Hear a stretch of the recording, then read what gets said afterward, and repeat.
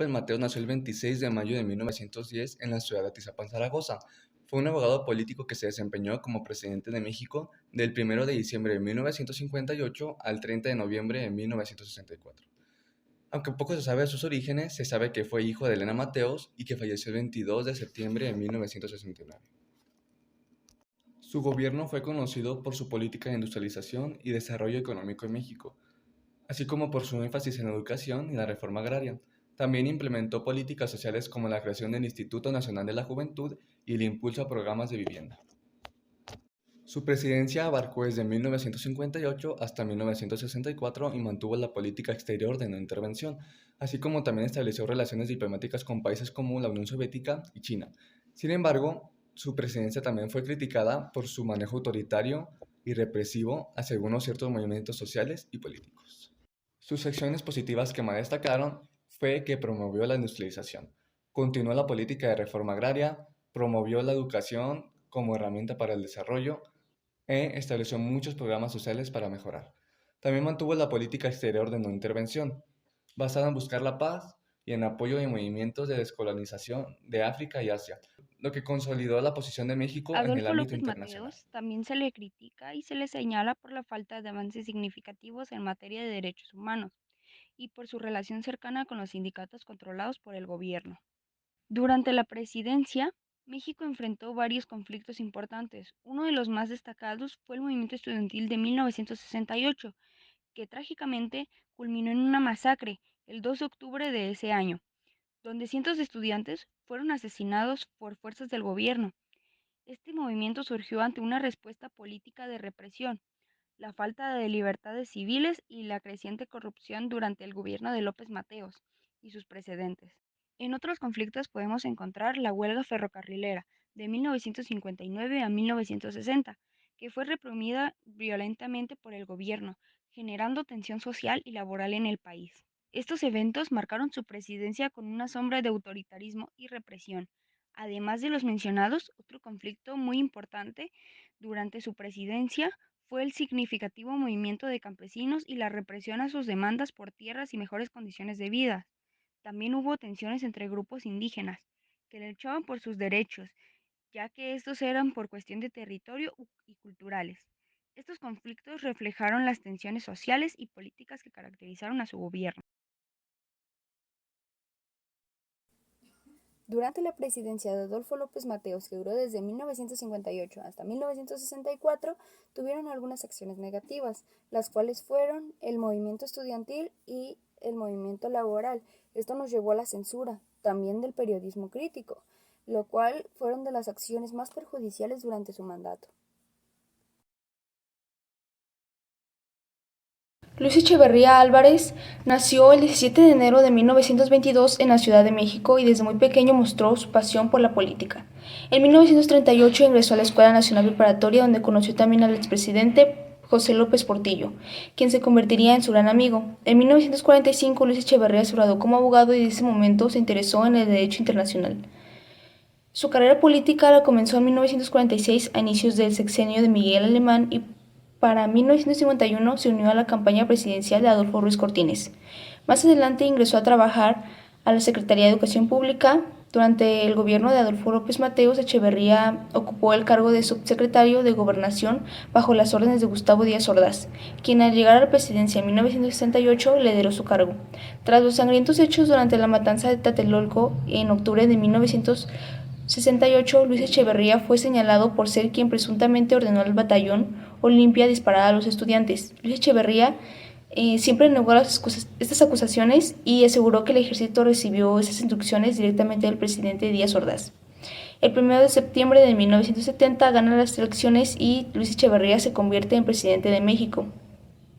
En su administración, Echeverría buscaba retornar a los ideales de Lázaro Cárdenas, de quien era admirador, a los ideales campesinos y justicieros de la Revolución Mexicana. Echeverría buscó incorporar al sistema a los agraviados del 68, por lo que maestros, escritores e intelectuales se integraron a su gabinete o organismos públicos del Estado.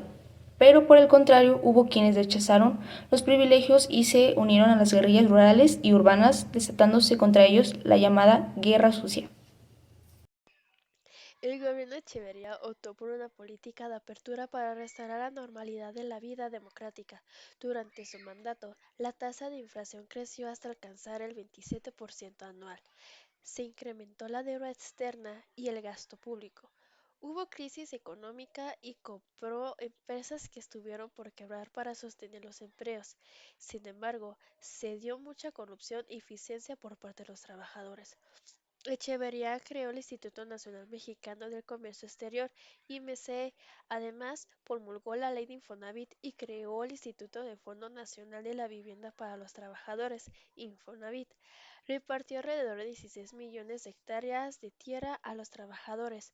Por otra parte, el 10 de junio de 1971 se dio una manifestación estudiantil en la Ciudad de México para apoyar a los estudiantes de Monterrey. Sin embargo, un grupo paramilitar del estado, del nombre Halcones, los detuvieron. Esto se conoció como el Halcanazo o la matanza del Jueves del Corpus.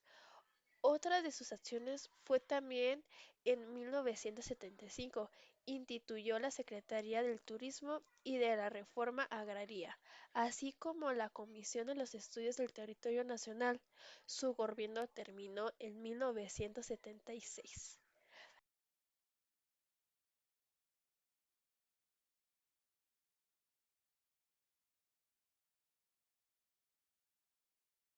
Adolfo Ruiz, Veracruz, 1890 y 1973.